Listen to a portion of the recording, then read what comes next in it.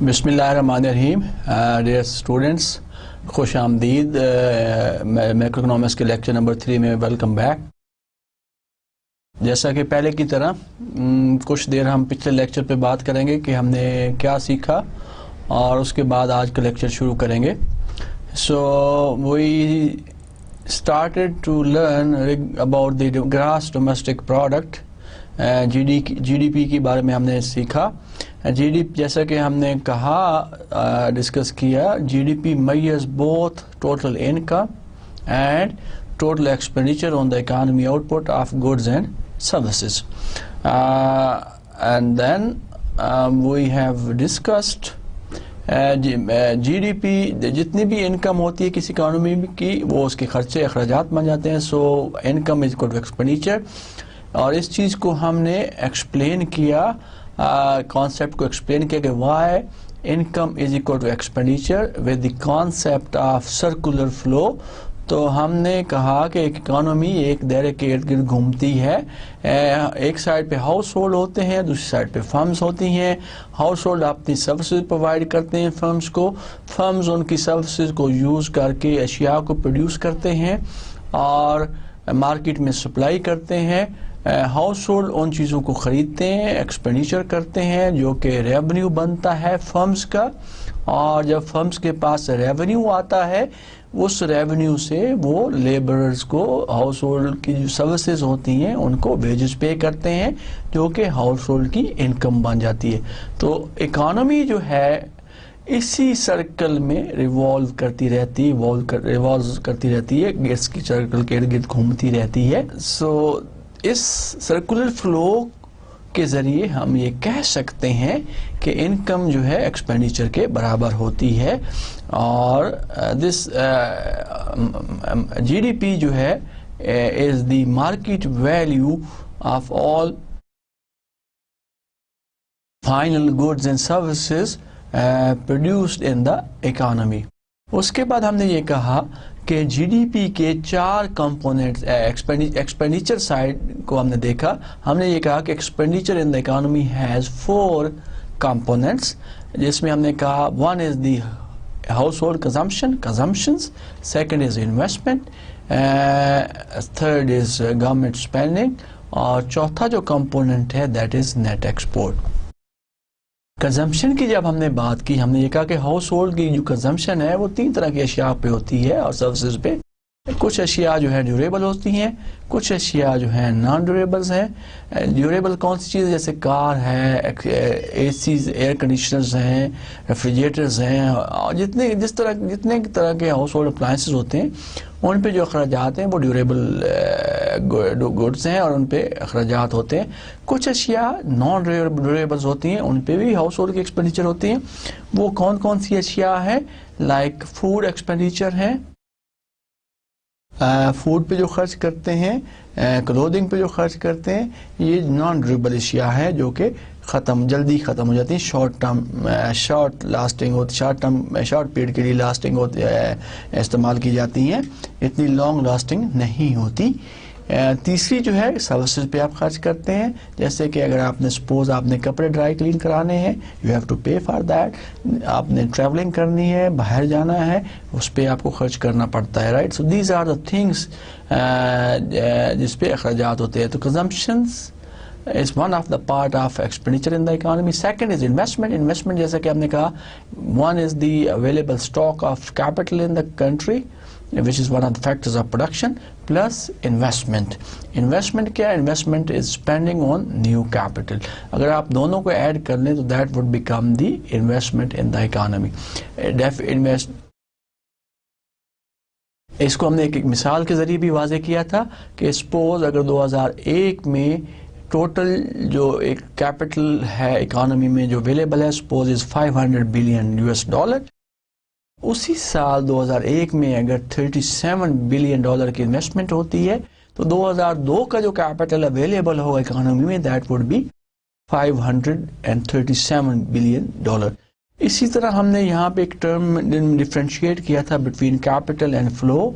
Capital जो है is the total stock of certain capital available in the economy, flow जो उसमें से निकलता है। इसको हमने एक्सप्लेन किया जैसे total date in the economy is the stock variable, flow जो है is the budget deficit of that country. इसी तरह एक पर्सन की जो वेल्थ है that is the stock variable, और सेविंग जो है that is the flow variable, right. उसके बाद हमने बात की थर्ड कंपोनेंट जो था that is government spending. Government के जो अखराजात हैं and that is also the part of expenditure in the economy. दो तरह के गवर्नमेंट अखराजात होते हैं, डेवलपमेंट होते हैं, नॉन डेवलपमेंट, दोनों को अगर जमा कर लें तो will get the government spending. Fourth जो कंपोनेंट हमने एक्सपेंडिचर का देखा that is net export, difference between export minus export. If we sum up all these four component, चारों को अगर आप जमा कर लेते हैं जैसे consumption C plus I plus G plus NX, this will give us income of the economy, GDP of the economy. So इसके जरिए एक हमारे important equation milli, Y is equal to C plus I plus G plus NX, that is the important national income identity. उसके बाद हमने देखा we try to learn the difference between GDP and GNP के बारे में हमने बात की। GNP और GDP में क्या फ़र्क है? GNP is the total income earn by the factors of production regardless of location, चाहे मुल्क के अंदर हैं या बाहर, nations factors of production या मुल्क से बाहर है, वो जो इनकम अर्न करें उनको अगर आप जमा कर लें तो that is called GNP. GDP is the total income earned by domestically located factors of production regardless of nationality. किसी मुल्क के भी factors of production है, मुल्क के अंदर लोकेटेड हैं और प्रोड्यूस कर रहे हैं, उससे जो इनकम हो रही है उसको जमा कर लें, that would become GDP. So this was the difference जो हमने देखा between GDP and GNP में। उसके बाद हमने बात की we talked about the difference between real GDP and nominal GDP. अब nominal GDP क्या है? Nominal GDP measures the values at the current market prices. जैसा कि हमें पता है कि GDP is the market value of all final goods and services produced in the economy. अब market value nominal GDP जो है that measures the market value at the current prices. Real GDP measures these values at the base year prices. तो इसको हमने एक example के जरिए, एक प्रैक्टिस प्रॉब्लम के जरिए समझा कि किस तरह से नॉमिनल GDP निकाली जाती है, किस तरह से रियल GDP निकाली जाती है। उसके बाद जो लास्ट कॉन्सेप्ट हमने पिछले लेक्चर में पढ़ा था दैट वाज GDP डिफ्लेटर का। What is GDP deflator? GDP deflator is one of the measure of inflation rate in the economy. और कैसे निकालते हैं GDP deflator? ये हमने देखा कि GDP deflator is equal to nominal GDP over real GDP into 100. So मुख्तलिफ सालों का जब आपके पास GDP deflator होगा तो आप उसकी मदद से आप इन्फ्लेशन रेट निकाल सकते हैं। So this was overall review of the previous lecture. ये concept हमने पिछले lecture में सीखे थे। So what we are going to learn today will continue with the same topic. जो टॉपिक क्या था? Data of macroeconomics about GDP, unemployment, inflation. Part 2 पे आज हम बात करें। पार्ट 1 हमने पिछली क्लास में पढ़ा, पिछले लेक्चर में पढ़ा। पार्ट 2 आज पढ़ेंगे और इस टॉपिक को हम कंप्लीट करने की कोशिश करेंगे आज के लेक्चर में। So what are the contents that we want to learn? What are the objective of today's class? We would like to know the shortcomings of GDP. There are a lot of shortcomings or deficiencies of GDP जिसके हमने पिछले lecture में बात की, उस पे आज हम बात करेंगे। Then we will also try to learn another measure of inflation which is consumer price index. तो उसकी बात करेंगे। एंड लास्टली जो आज हम चीज़ पढ़ेंगे that is about the unemployment rate, how we calculate और estimate the unemployment rate in the economy. तो इन चीज़ों पे आज के लेक्चर में हम बात करेंगे। Will start with the first part that is the shortcoming of GDP। As we know that GDP measures the final market value is the market value of all final goods and services produced in a country during a specific time period, which is normally a year. So there are a lot of shortcoming. बहुत सारी खामियां हैं इस definition में. क्या खामियां हैं उस पे हम अभी बात करेंगे. नॉन मार्केट ट्रांजैक्शंस, ऐसी अशिया, ऐसी ट्रांजैक्शन जो कि मार्केट में प्रिवेल नहीं करती, that are excluded from GDP.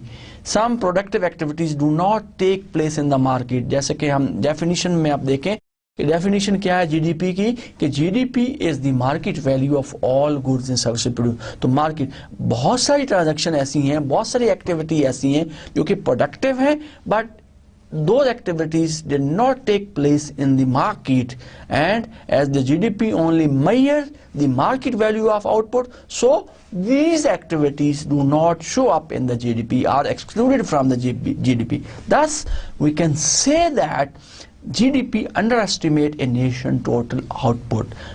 कौन सी ऐसी एक्टिविटीज़ हैं जो कि मार्केट में टेक प्लेस नहीं करती और जिसकी वजह से वो जीडीपी में शामिल नहीं हो सकती. For example, the labor of carpenters who repair own homes. Black markets are the examples of activities which does not take place in the market, और जिसकी वजह से इसको जीडीपी में शामिल नहीं किया जा सकता. जीडीपी जो है अंडरस्टेट करती है एक मुल्क के, एक नेशन की आउटपुट को. Except there is one exception, portion of कुछ इसका पोर्शन जो है आउटपुट का, the farmer consume themselves is included in the GDP. इसका कुछ हिस्सा वो खुद यूज़ करते हैं, लेकिन कुछ हिस्सा जो है खुद यूज़ नहीं करते, बट वो किसी मार्केट में ट्रांजैक्शन उसकी नहीं होती, मार्केट में उसको नहीं बेचा जाता, जिसकी वजह से वो जीडीपी में शामिल नहीं होता. तो वो पार्ट जो मार्केट में नहीं आती चीज़ और जीडीपी में शामिल नहीं होती, तो इसकी वजह से हम कह सकते हैं कि this is one of the shortcoming of the gross domestic product. जो डेफिनेशन उसकी है उसमें ये एक खामी है. एक और जो चीज़ है layer. GDP only takes the market value of output, therefore layers is totally excluded from the definition. And for example, paid vacations, holidays, leave time, which shows increase in the well-being of the society, well-being of the individual, and satisfaction of the individual, and this is excluded from the GDP. So layer का जो concept है, it should also be included in the calculation of GDP or the definition of GDP. Improved product quality. Improved product quality की जब हम बात करते हैं, GDP is the quantitative measures and thus does not capture the value of improved in product quality. एक quantitative major है और जो with the passage of time अगर किसी प्रोडक्ट की क्वालिटी में बेहतरी आती है, इम्प्रूवमेंट आती है, तो उस चीज़ को जो जीडीपी की डेफिनेशन है, जो कॉन्सेप्ट है, वो मेजर नहीं करता, कैप्चर नहीं करता. इसको कोशिश करेंगे हम इस एग्जांपल से. For example, a $200 phone costs the same as a $200 phone 10 years ago, but with the technological improvements such as greater memory capacity, viewing screens and enhanced capabilities is not included in the GDP. एक phone जो 10 साल पहले $200 का मिलता था, आज भी वो $200 का मिलता है, लेकिन वो जो 10 साल पहले फ़ोन था और जो आज का फ़ोन है, उनकी क्वालिटी में, उनकी कैपेबिलिटी में, उनकी टेक्नोलॉजी में बहुत ज़्यादा फ़र्क है.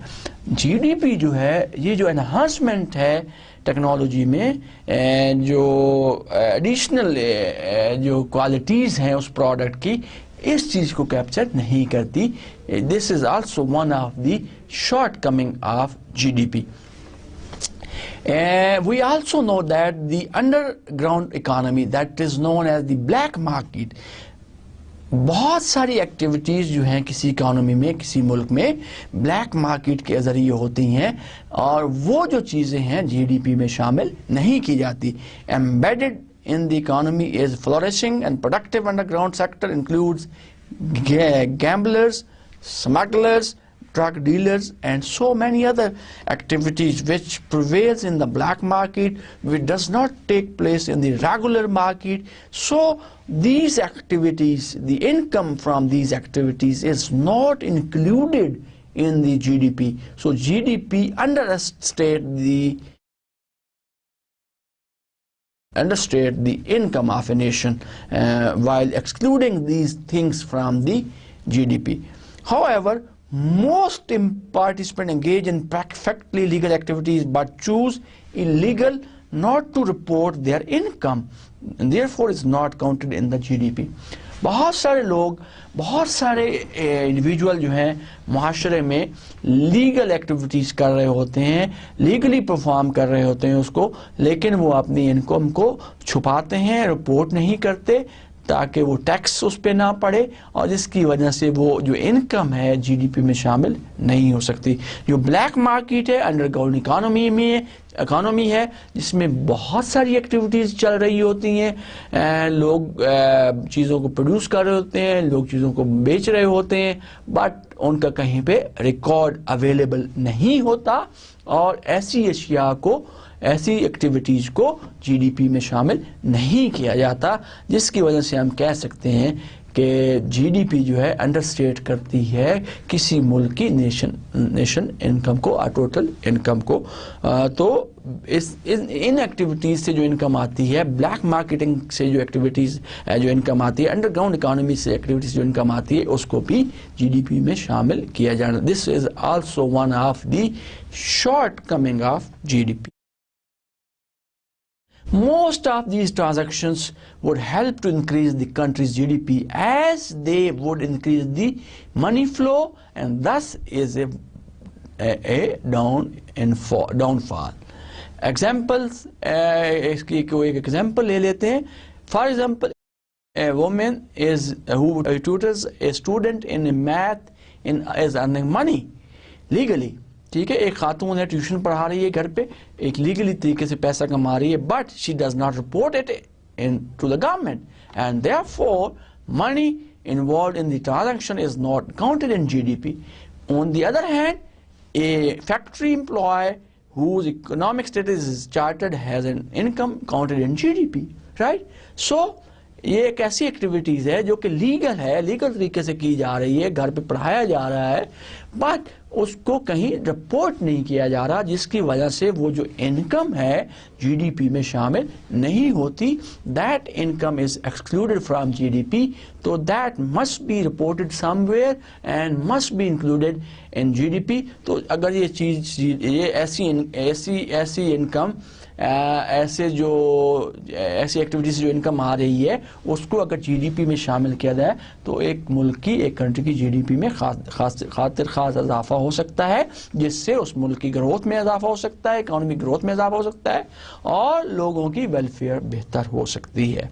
सो value of underground transactions in a country is often very large in an economy, and the income from these underground activities is oftenly ignored or not counted or included in GDP, जिसकी वजह से हम कह सकते हैं कि जो GDP है understates the total nation income by excluding the income from such activities. इसी तरह से हम एक और जो है एक shortcoming डिस्कस कर सकते हैं, that is GDP and the environment. The growth of GDP is inevitably accompanied by gross domestic product. That is, for example, dirty air, polluted water, toxic waste, congestion and noise. These are the factors that are connected with the GDP, और ये ऐसे factors हैं जो कि किसी मुल्क की GDP को इफेक्ट कर सकते हैं. The social cost of these negative byproducts reduce overall economic well-being of the society. तो इन चीज़ों को भी इग्नोर किया जाता है, शामिल नहीं किया जाता, इनकी कॉस्ट को भी जीडीपी में शामिल नहीं किया जा सकता, जिसकी वजह से हम कह सकते हैं कि it understand the concept of nation income. Cost of environmental harm are not deducted from GDP. Therefore, we can say that GDP overstates national well-being in this aspect. तो अगर इसकी कॉस्ट को निकाला जाना चाहिए, क्योंकि ये ऐसी अशिया हैं जो कि इंसान की वेलबीइंग को, उनकी हेल्थ को इफेक्ट कर सकती हैं, जिससे जीडीपी इफेक्ट हो सकती है. तो हम ये कह सकते हैं अगर इनकी कॉस्ट को जीडीपी निकालते वक्त ना निकाला जाए तो जीडीपी को हम ओवर एस्टिमेट कर रहे होते हैं, ओवर स्टेट कर रहे होते हैं. तो one must deduct the cost of these factors while calculating GDP. Ironically, cost of cleaning up the environment are included in the GDP, so negative and positive externalities are misinterpreted or ignored. So one must exclude or reduce the cost of these different environmental aspects from the GDP निकालना चाहिए. And other shortcoming जो हम important discuss करना चाह रहे हैं जो GDP की है, that is about the composition and distribution of output. GDP does not tell us what mix of goods and services benefit or harm to society, because it assigns equal weights to products of the same price. Some goods and services are enriching or potentially detriment to the society, right? So GDP ये हमें नहीं बताती कि कौन सा mix है जो अशिया का प्रोड्यूस करना चाहिए जिससे किसी मुल्क की इनकम बेहतर हो सकती है, आउटपुट बढ़ सकती है, उसकी इनकम में इजाफा किया जा सकता है, क्योंकि it assigns equal weights to the products of the same price. Some goods or services are enriching or potentially detrimental to the society. जितनी भी अशिया हैं उनको एक ही वेट देती है, चाहे वो अशिया सोसाइटी के लिए फ़ायदेमंद है या वो अशिया उस सोसाइटी के लिए नुकसानदेह है. जीडीपी एक ही तरह का वेट उसको असाइन करती है. For example, as long as they are the same price, जो एक राइफल है और बुक है, अगर दोनों की एक ही कीमत है तो जीडीपी में उसको बराबर का वेट दिया जाता है. हालांकि book is very useful for the society, rifle is harmful for the society. So GDP जो है, it does not tell us which mix of goods and services are good to produce in the economy, which are good for the society, right? तो इस चीज़ पे हमें नहीं बताता. और GDP में जितनी भी अशिया हैं उनको इक्वल वेट दिया जाता है, which is not advisable, which is not correct for the growth of the economy. So GDP does not reveal anything,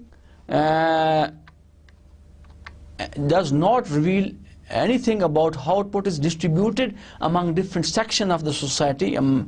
Therefore, GDP does not tell us the well-being of the society, because distribution makes a big difference. GDP का जो concept है हमें ये नहीं बताता कि किस तरह से जो है उसको एक society में equally distribute किया जाएगा. It doesn't tell us this GDP is distributed among different sections of the society. Distribution of the income makes a big difference. Society is better off if the income is distributed equally. If society is not better off if it is distributed unequally, right? So the distribution of income जो है इसका बड़ा role है society की wellbeing में.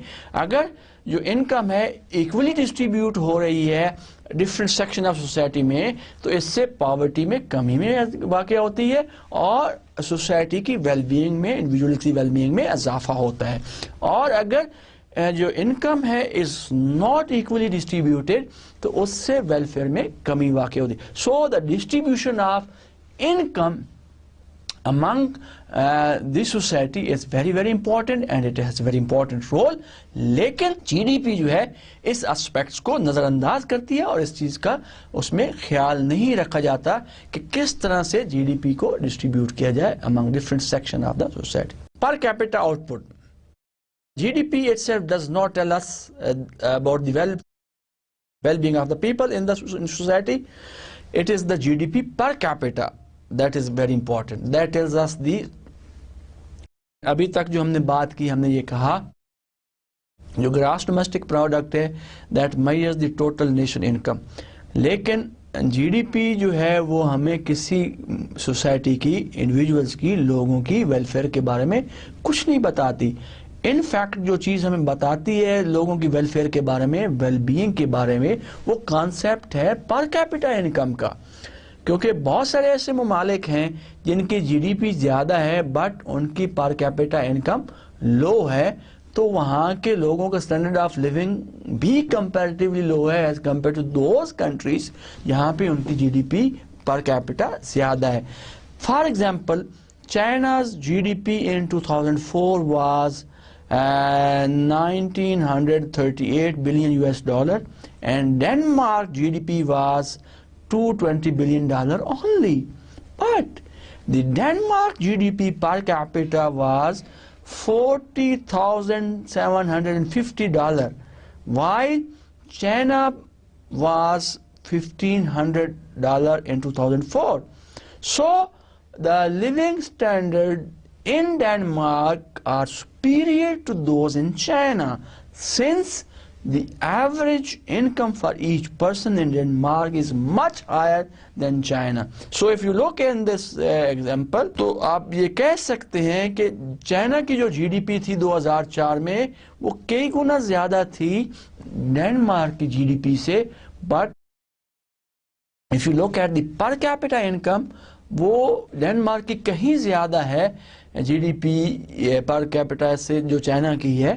तो जो standard of living है लोगों का in Denmark is much superior, बहुत अच्छा है comparatively as compare to China, because their per capita income और average income is very much low as compare to Denmark. So जो आउटपुट है, जो जीडीपी है, वो हमें लोगों की वेलफेयर के बारे में इतना सही अंदाज़ा नहीं देती. It tells us about the growth of the economy.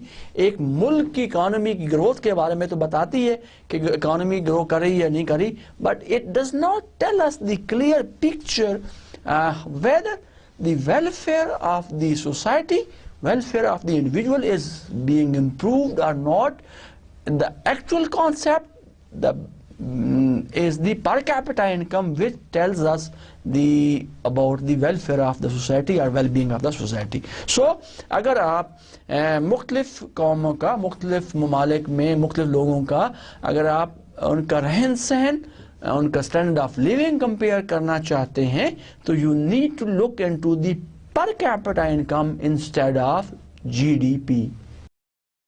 An increase in GDP actually be accompanied by a decrease in GDP per capita income and vice versa, depending upon the population growth of that country, right? Because as we know that per capita income is calculated is equal to total GDP over population.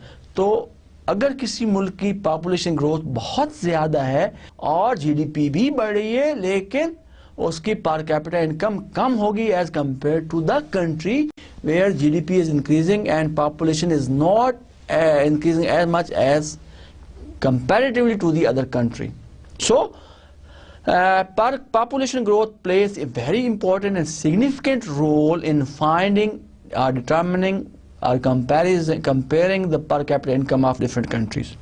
So we can say that जो GDP है, वो जो concept GDP का जो concept है, वो हमें इतना कोई अच्छा एक सोसाइटी के वेलफेयर के बारे में या वेलबीइंग के बारे में नहीं बताता. एक्चुअली जो चीज़ है वो जीडीपी पर कैपिटा है, that is important and that tells us the something about the standard of living or well-being of the society or individuals of that particular country. Non-economic sources of well-being. Just as household income does not measure its total happiness, a nation GDP does not measure its total well-being. जैसा कि हमें अंदाज़ा है कि जिस तरह से एक हाउस होल्ड की टोटल इनकम है वो उसकी खुशी को मैयर नहीं कर सकती, उसको घर की खुशी नहीं बता सकती, इसी तरह किसी मुल्क की जो जीडीपी है उस मुल्क की वेलबीइंग के बारे में नहीं बता सकती।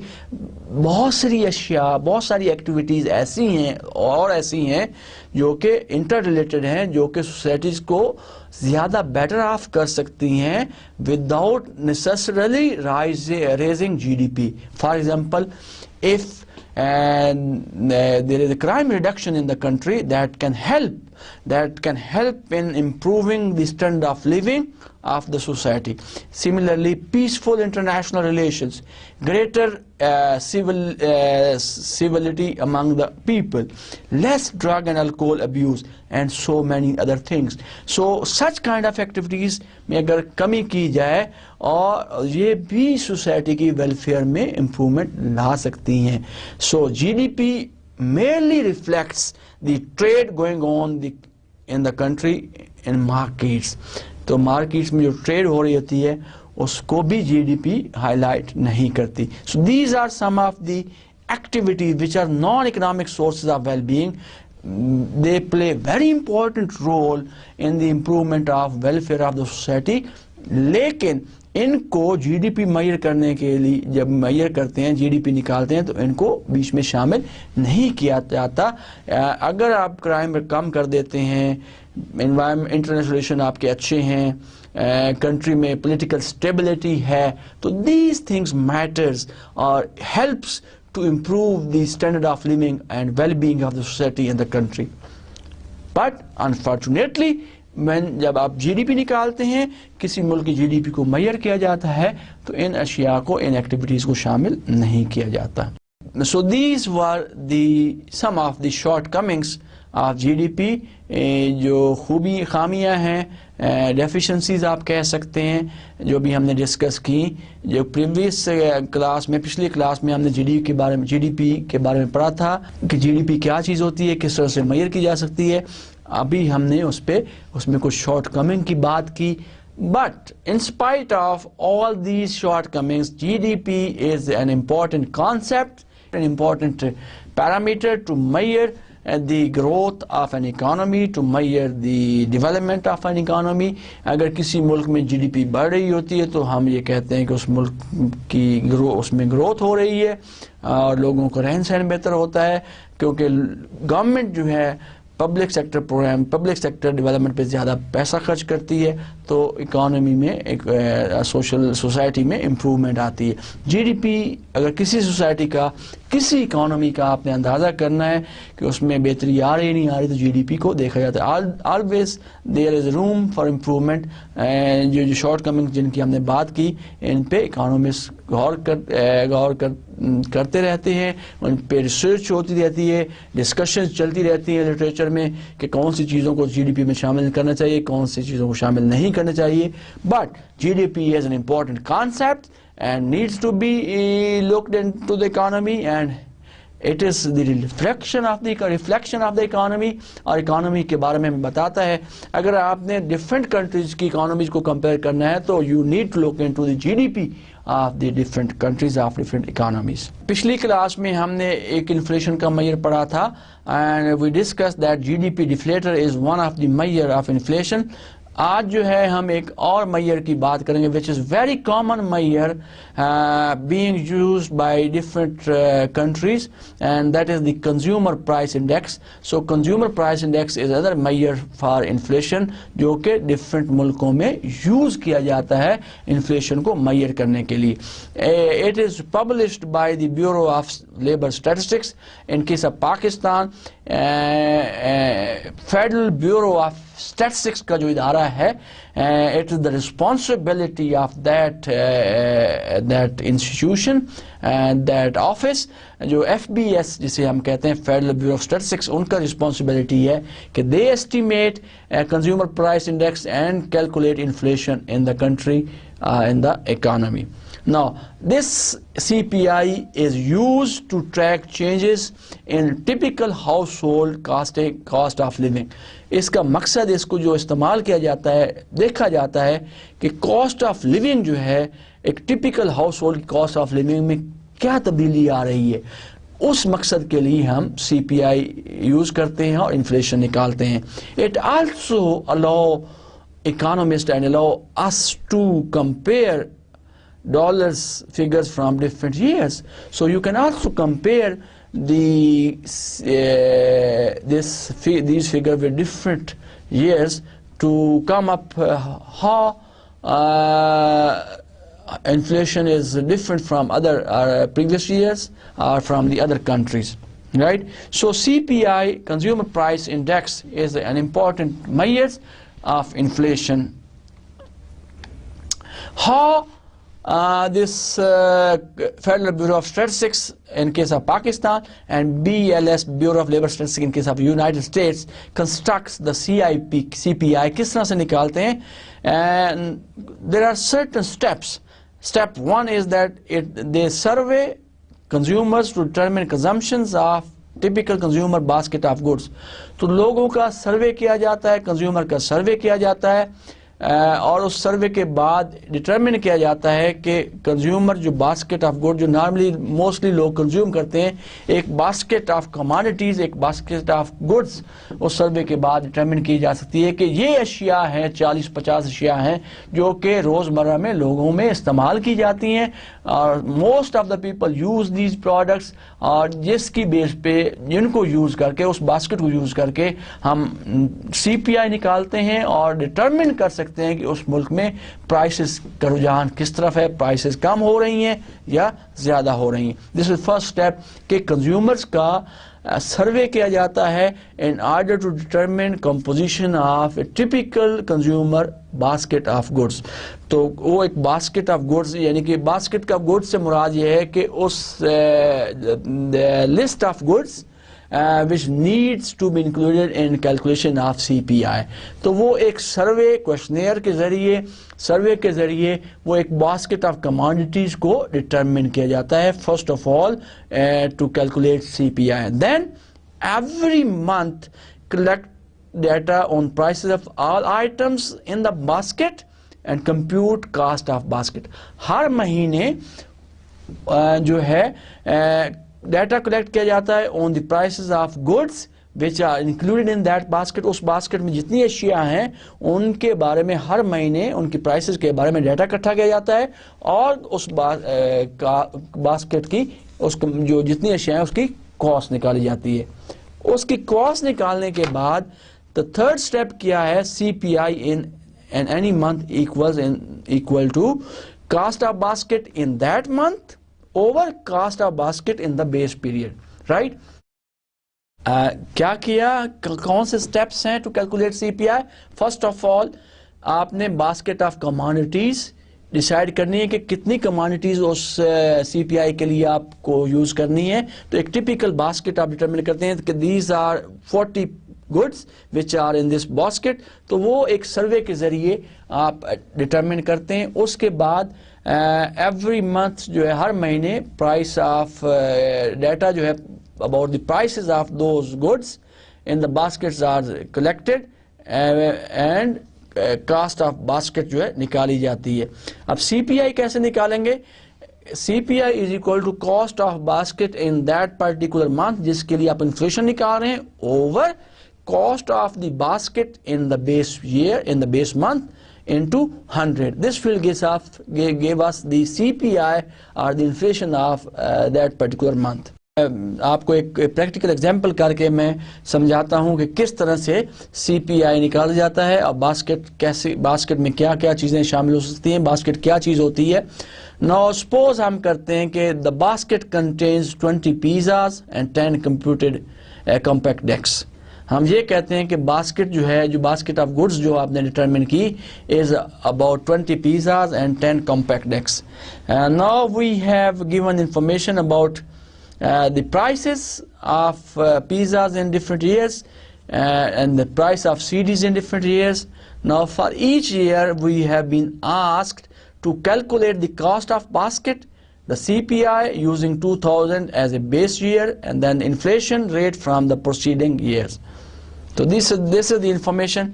इस स्लाइड में जो आपको नजर आ रही है क्या इंफॉर्मेशन है कि बास्केट कंटेन कर रही है 20 पिज़्ज़ाज पे और 10 कॉम्पैक्ट डिस्क पे. हमें मुख्तलिफ सालों में पिज़्ज़ा की प्राइसेस भी अवेलेबल हैं, सीडी की प्राइसेस भी अवेलेबल हैं। हमें कहा गया है कि calculate the cost of basket and then CPI, calculate the CPI taking you 2000 as the base year and then calculate the inflation rate from the preceding year. Now cost of basket कैसे निकालेंगे आप? Suppose cost of basket निकालनी है आप 2000 में, तो the price of pizza in 2000 is 10 and the quantity of pizza in the basket is 20. So तो इस 20 की पिज़्ज़ा की कास्ट क्या हो गई? 20 into 10 is 200 प्लस सीडीज इस साल में कितनी प्राइस है? 15 है, और कम्पैक्ट 10 जो सीडीज है उस बास्केट में है, 15 into 10 क्या हो गया? 150 प्लस 200. सो कास्ट ऑफ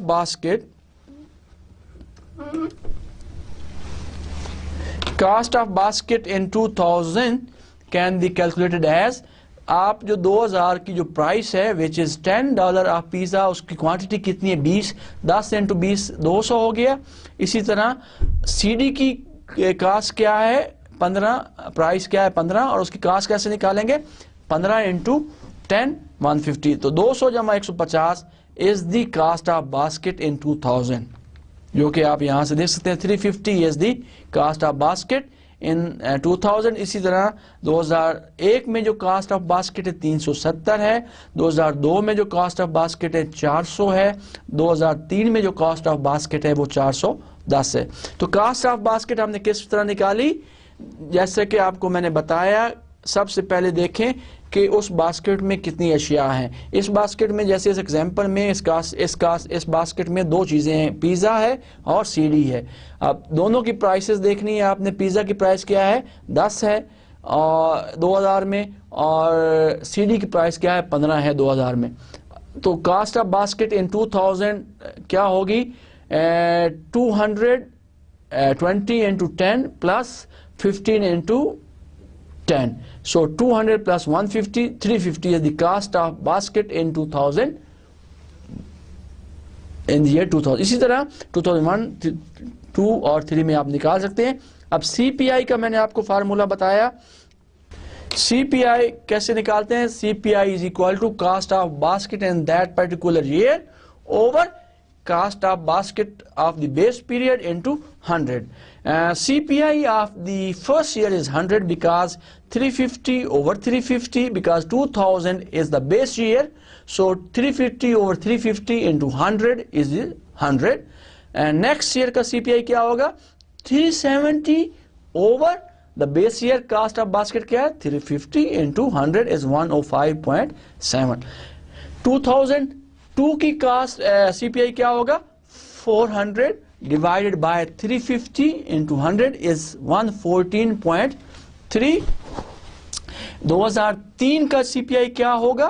410 बटा 350 into 100 is equal to 117.1. So this is how we can calculate CPI, Consumer Price Index, in different years by using 2000 as a base period, and the basket of consists on 20 pizzas and 10 compact discs. Now by using this CPI, जिस तरह हमने पिछले lecture में GDP deflator से हमने inflation निकाला था, इसी तरह से we can use CPI to calculate inflation in the country, in the economy. As I told you that कि पहले साल में there is no inflation rate, और दूसरे साल के inflation rate कैसे निकालेंगे?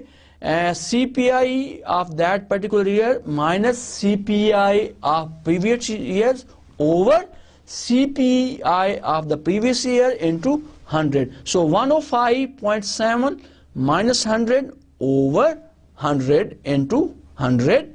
So this will give us 5.7%. Similarly, inflation rate of 2002 is equal to 114.3 minus 105.7 divided by 105.7 into 100. This is equal to 8.1%. So the inflation rate for the year 2002 is 8.1%.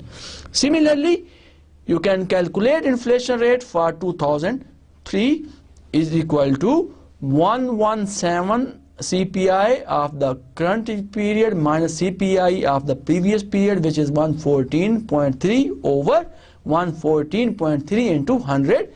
If you simplify this, this will give us the inflation rate in 2003, which is equal to 2.53. So by using that example, we have calculated CPI in different years for 3 years, 4 years, and then inflation rate in different years by using 2000 as a base year. Just to give you an idea, कि जैसा कि मैंने शुरू में बताया कि CPI निकालने के लिए आपको सबसे पहले सर्वे करना पड़ता है। अब सर्वे कंज्यूमर का सर्वे करना पड़ता है, और सर्वे इसलिए करते हैं ताकि आप basket of goods, basket of commodities decide कर सकें कि जिस जो CPI आप निकालना उस बास्केट में कौन कौन सी अशिया शामिल होनी चाहिए। So if you look in this slide, इस स्लाइड से आपको अंदाज़ा हो सकता है कि which goods are included in the CPI basket, composition of CPI basket क्या है। There are foods and beverages, housing, apparel, transportations, medical care, recreations, education, communications, other goods and services, right? So the major chunk of goods and services is housing, then there is food and beverages, and then we have transportation hai, communication hai, medical services hai. So 40% goes to housing, right? So this is the composition of a basket for a typical composition of a basket for CPI. Now, since we have discussed another measure of inflation, पिछले lecture में हमने GDP deflator discuss किया था। हमने ये कहा था कि GDP डिफ्लेटर जो है एक मेजर है, एक तरीक़ेकार है जिसको यूज़ करके किसी इकानमी में इन्फ्लेशन निकाला जा सकता है। आज हमने जो डिस्कस कर रहे हैं वो CPI, हमने कहा कि CPI एक और तरीक़ेकार है, is another measure which is use to calculate inflation. तो दोनों में क्या फ़र्क है? दोनों जो है इन्फ्लेशन निकालने के लिए काम आते हैं, इन्फ्लेशन निकाला जाता है, पर दोनों में फ़र्क क्या है, डिफरेंस क्या है, उस पर अब हम बात करेंगे, उसको एक्सप्लेन करने की कोशिश करेंगे। Now prices of capital goods are included in GDP deflator if produced domestically. Please keep in mind those capital goods which are produced domestically, उनकी प्राइसेस को GDP डिफ्लेटर में तो शामिल किया जाता है, but these goods prices are excluded from CPI। इन चीज़ों की प्राइसेस जो हैं CPI में शामिल नहीं होती। This is one of the difference. Number 2, prices of imported consumer goods are included in CPI। जो कंज्यूमेबल चीज़ें हैं, कंज्यूमर इस्तेमाल करते हैं डेली लाइफ में, और वो गुड्स इम्पोर्टेड हैं, उनको CPI में शामिल किया जाता है, बट उन अशिया को GDP डिफ्लेटर में शामिल नहीं किया जाता। This is an other difference between the two parameters, between the two concept of inflation. The basket of goods in CPI is fixed, but as far as the basket of goods in case of GDP deflator is concerned, it changes every year, right? So this is another difference. तो तीन तरह के differences हैं in between GDP deflator and CPI. Number 1, हमने ये कहा कि prices of capital goods conditionally, if they are domestically produced, are included in GDP deflator but excluded from CPI. जो दूसरा difference जिस पे हमने बात की, जो second difference है between these two parameter, is that prices of imported consumer goods are included in CPI but excluded from GDP deflator. The third difference is that the basket of goods in case of GDP deflator changes every year. However, the basket of CPI is fixed. So these are the three main differences between these two parameters.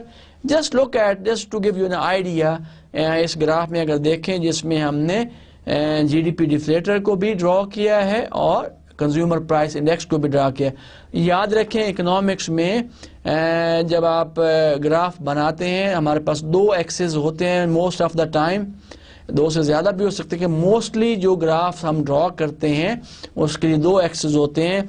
जैसे कि आपको इस graph में नज़र आ रहा है हमारे दो एक्सेस हैं, एक वाई एक्सेस है और दूसरा एक्स एक्सेस है।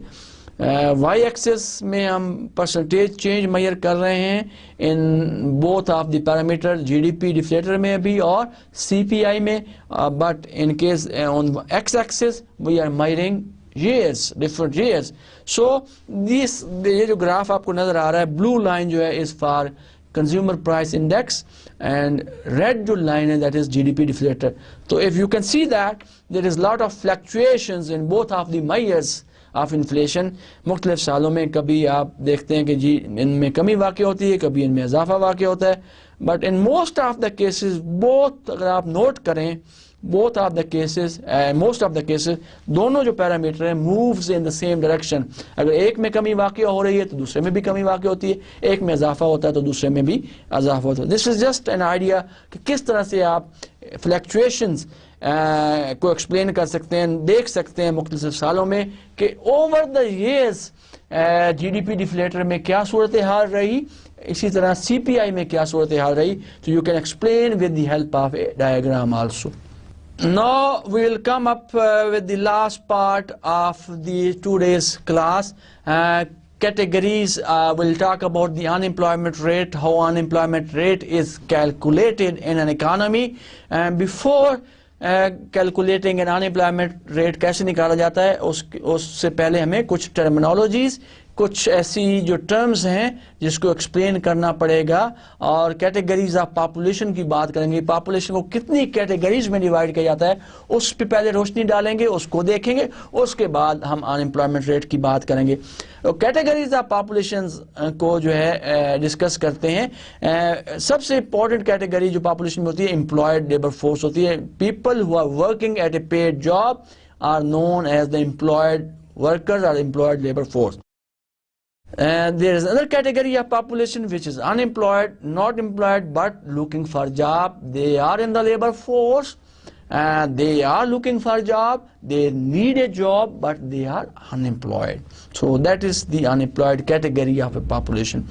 Third is the labor force. If you combine, if you sum up the employed labor force and unemployed labor force, this will give us the total labor force in the economy. So the amount of labor available for producing goods and services, all employed plus unemployed persons in the economy are included in the labor force. And not in the labor force, not employed, not looking for job, these are the people normally the people between age of 15 and 64, वो लोग जिनकी उम्र 15 साल और 64 साल के दरमियान होती है उनको लेबर फोर्स में शामिल किया जाता है। उनमें से कुछ लोग ऐसे होते हैं जो कि एम्प्लॉयड होते हैं, पेड कहीं ना कहीं काम कर रहे होते हैं, पेड जॉब्स कर रहे होते हैं, और दूसरी कैटेगरी जो होती है अनएम्प्लॉयड है, वो लोग हैं जो अनएम्प्लॉयड हैं, नौकरियां ढूंढ रहे हैं, नौकरियों की तलाश में हैं, जॉब की तलाश में है, और उनको हम अनएम्प्लॉयड में शामिल करते हैं।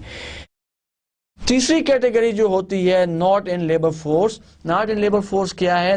वो लोग जो 15 साल से कम हैं या 64 साल से ज्यादा हैं, तो उनको हम लेबर फोर्स में शामिल नहीं करते। सो population is divided into 4 categories. 1 employed, number 2 unemployed, number 3 labour force, which is the combination of both employed and unemployed labor force, and the 4th category of population is not in labor force. There are people and there are persons who are in the population but not in the labor force, and these are those persons who are less than 50 and above than 64. Now, after discussing these two categories of population, we can discuss two important concepts of labor force. One is the unemployment rate, that is the percentage of labor force who are unemployed, who are looking for a job, is known as the unemployment rate. Second important concept is the labor force participation rate.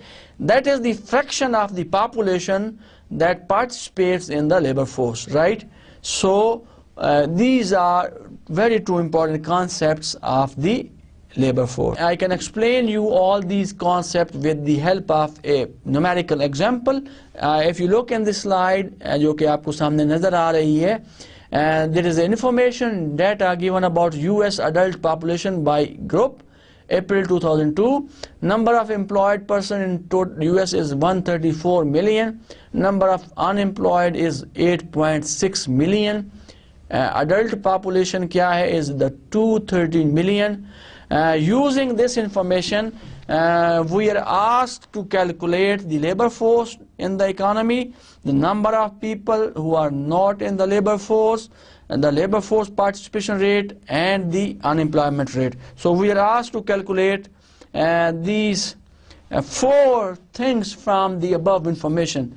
Now, labor force is the first thing that we need to calculate. कैसे निकालते हैं labor force? जैसा कि मैंने आपको बताया पिछली slide में कि labor force जो है वो निकाली जाती है अगर आप unemployed और employed labor force को जमा कर दें तो that will give you the labor force. So labor force is equal to L is equal to E plus U, employed labor force plus unemployed labor force.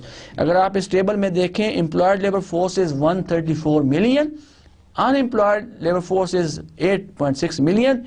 If we add up these two, E plus U को अगर आप जमा कर दें तो that will give us the total labor force, and that is equal to 142.6 million.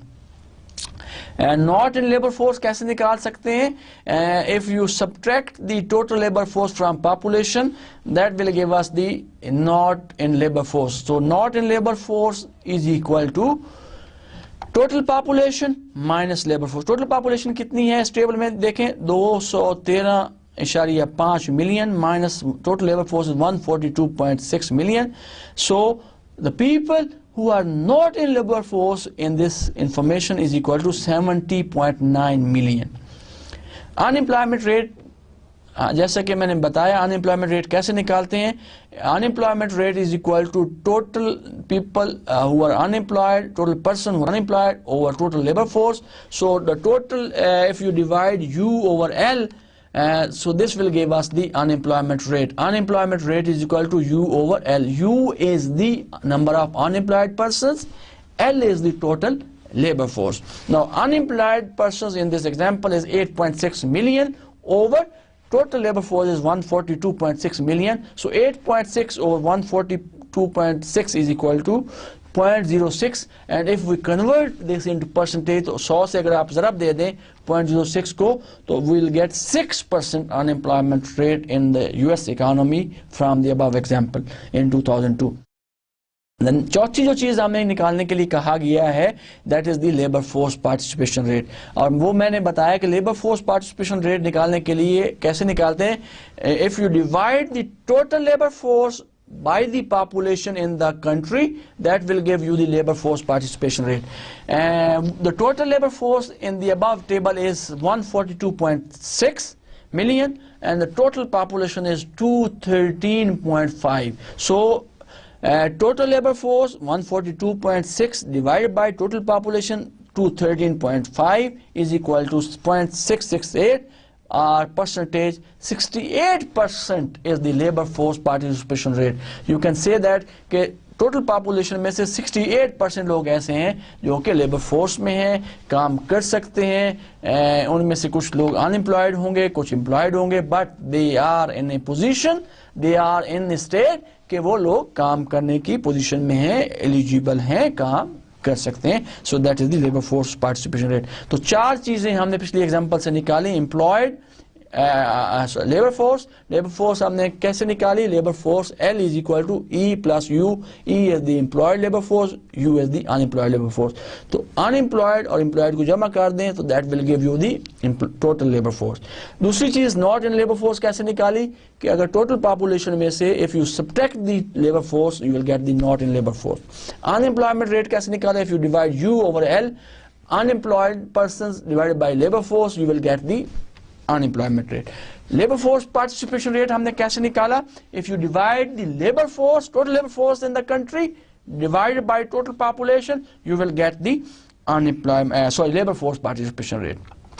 Last concept of today's class, after these definitions, after discussing these terms, unemployed and inflation rate and so many concepts, we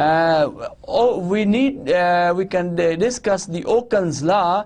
Okun was an economist. He said that employed workers help to produce GDP while unemployed workers do not. So one would expect that a negative relationship between unemployment and real GDP. अभी जो हमने दो categories जिनकी हमने अभी बात की है, एक थी एम्प्लॉयड लेबर फोर्स की, एक अनएम्प्लॉयड लेबर फोर्स की. जो लोग एम्प्लॉयड होते हैं, कोई काम कर रहे होते हैं, they are contributing towards the production of goods and services, they are contributing towards GDP of the country. But those people, वो लोग जो अनएम्प्लॉयड हैं, उनके पास कोई काम नहीं है, they are looking for job but temporarily are at the current time they are unemployed. तो वो लोग जो हैं, they are not contributing they are not participating in the production process, they are not producing any goods and services, so they are not contributing in GDP. So we can see that one can expect that unemployment का और real GDP का negative relationship हो सकता है. अगर unemployment बढ़ जाती है, if there is increase in unemployment rate in the economy, क्या होगा? Real GDP कम हो जाएगी. जितने लोग अनएम्प्लॉयड लोग बढ़ते जाएंगे, वो लोग जीडीपी में कंट्रीब्यूट नहीं करेंगे, रियल जीडीपी कम होती जाएगी. और अनएम्प्लॉयमेंट कम होगी, रियल जीडीपी बढ़ जाएगी. सो one can expect that there would be a negative relationship between unemployment and real GDP. This relationship is more clear from this data. If you look in this example, on y-axis we are measuring percentage change in real GDP, on x-axis we are measuring change in unemployment rate, and if you look in this line, this is downward sloping, और ये clearly indicate कर रही है कि there is a negative and inverse relationship between unemployment and real GDP. दोनों के दरमियान negative relationship है. And Okun's law जो है, that states that a 1% decrease in unemployment is associated with 2% point of additional growth in real GDP. तो अगर 1% decrease होता है अनएम्प्लॉयमेंट में, अगर अनएम्प्लॉयमेंट 1% कमी वाक़ आती है, तो ओकन्स लॉ ये कहता है कि there will be 2% increase in real GDP, right? So the relationship between unemployment and real GDP is inverse, is negative. So this was the last concept of today's class. I will try to summarize in a few minutes. कोशिश करते हैं, summarize करते हैं कि आज हमने क्या सीखा. So what we have learned today. शुरू में we started to discuss the shortcomings of GDP.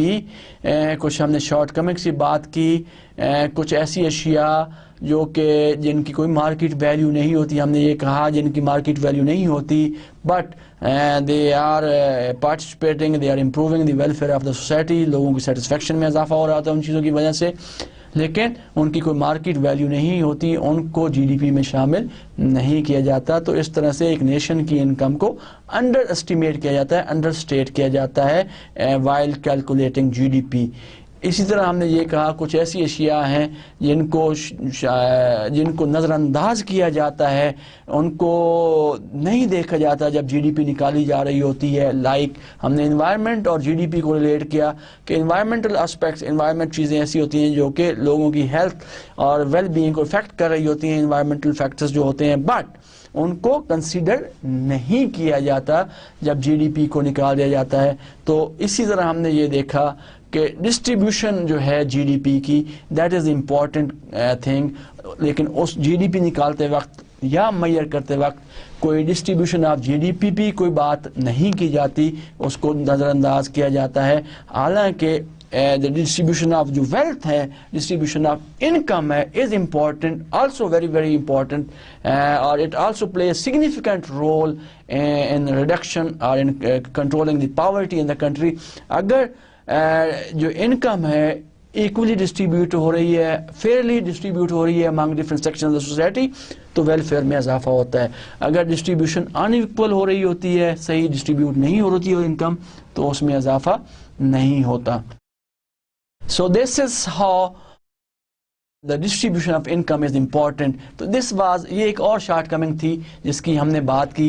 इसके बाद हमने ये कहा कि GDP is an important parameter, is an important concept, लेकिन जो इससे ज़्यादा important है किसी सोसाइटी की वेलफेयर को मेजर करने के लिए, किसी सोसाइटी की स्टैंडर्ड ऑफ लिविंग को मेजर करने के लिए, जो दूसरा इंपॉर्टेंट कॉन्सेप्ट है जिसको देखना चाहिए, दैट इज़ पर कैपिटा इनकम और पर कैपिटा जीडीपी मोर इम्पॉर्टेंट है। बहुत सारे ममालिक की हमने एक एग्जांपल भी डिस्कस की कि बहुत सारे ममालिक ऐसे हैं, जैसे कि हमने कहा 2004 में चाइना की जीडीपी जो है कई गुना ज़्यादा थी डेनमार्क की जीडीपी से, but in the same year जो डेनमार्क की पर कैपिटा जीडीपी थी that was much higher than the per capita GDP of China, right? So standard of living of Denmark people was much superior than the standard of living of Chinese people, right? So per capita income is also an important parameter or variable जिसको देखना चाहिए जब आप society की welfare की बात कर रहे हो,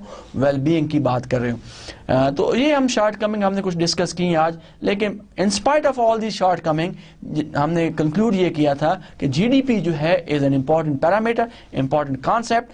अगर आपने किसी मुल्क की ग्रोथ का अंदाज़ा लगाना है, स्टैंडर्ड ऑफ लिविंग का लोगों के अंदाज़ा लगाना है, तो आपको जीडीपी को देखना पड़ता है और जीडीपी को इम्प्रूव करना पड़ता है। जीडीपी जब आप between the countries, between the Nations आप उनकी स्टैंडर्ड ऑफ लिविंग को मेजर करते हैं तो उसको भी जीडीपी इंपॉर्टेंट रोल प्ले करती है। उसके बाद हमने बात की सीपीआई की, जिसमें हमने ये कहा कि CPI is another major of inflation. पिछली क्लास में हमने जीडीपी डिफ्लेटर को पढ़ा था, जीडीपी डिफ्लेटर को भी यूज़ किया जाता है इन्फ्लेशन निकालने के लिए, और सीपीआई को भी इन्फ्लेशन मेजर करने के लिए सीपीआई को यूज़ किया जाता है। सीपीआई निकालने के हमने 3 स्टेप्स पढ़े कि सबसे पहले आपको एक basket of commodities, basket of goods determine करनी पड़ती है with the help of survey from the consumer. जब आप बास्केट डिटरमिन कर लेते हैं तो फिर आपको हर महीने डाटा इकट्ठा करना पड़ता है about the price of the items included in that basket and compute the cost of that particular basket in each month. Or then you can calculate step 3 is that you can calculate the CPI, and that CPI is equal to cost of basket in that particular month over cost of basket in the base period into 100. ये जो CPI आएगा different महीनों में, different सालों में, इसको आप use करके you can calculate inflation in the country, in the economy, in the society. Lastly हमने कंपेयर किया दोनों को, जीडीपी डिफ्लेटर को और सीपीआई को, और हमने कहा कुछ अशिया जो हैं जीडीपी डिफ्लेटर में शामिल होती हैं, कुछ अशिया सीपीआई में शामिल होती हैं और उसमें शामिल नहीं होती। And at the end we talked about the unemployment rate, जिसमें हमने कैटेगरीज ऑफ पॉपुलेशन की बात की। कैटेगरीज ऑफ पॉपुलेशन में हमने देखा कि 4 कैटेगरीज की बात की हमने। एक कैटेगरी है ऐसी है जो एम्प्लॉयड होती है, एम्प्लॉयड लेबर फोर्स होती है, दूसरी अनएम्प्लॉयड है, तीसरी not in labour force, and the fourth is labour force participation rate. तो चारों कैटेगरीज की बेस पे then we come up with 2 important concepts. Unemployment rate की हमने बात की और लेबर फोर्स पार्टिसिपेशन की बात की। अनएम्प्लॉयमेंट रेट कैसे निकालते हैं? Unemployment rate is equal to number of unemployed persons in the economy, in the society over total labour force. अगर आप अनएम्प्लॉयड पर्सन को डिवाइड कर दें टोटल लेबर फोर्स से, so that will give you the unemployment rate. So this was all about. और lastly हमने पढ़ा कि हमने ये कहा कि अनएम्प्लॉयमेंट रेट का और रियल जीडीपी का उल्टा रिलेशनशिप है, इन्वर्स रिलेशनशिप है। अगर अनएम्प्लॉयमेंट रेट बढ़ता है इकोनॉमी में तो रियल जीडीपी जो है वो उसमें कमी वाक़ई होती है। अगर 1% अनएम्प्लॉयमेंट रेट में कमी वाक़ई होती है तो ओकन्स लॉ ये कहता है, Okun's law states that if 1% decrease in unemployment rate it helps to increase in the growth of GDP by 2%. So this was all about today's students. So please read chapter 2 of the book जो मैंने आपको recommend की थी Macroeconomics की by Manकीव। उसका chapter 2 पढ़ेंगे तो you can properly understand in concept को समझ सकेंगे। आज का lecture यहीं पे ख़त्म करते हैं। Till next time, Allah Hafiz, God bless you, Assalamu alaikum।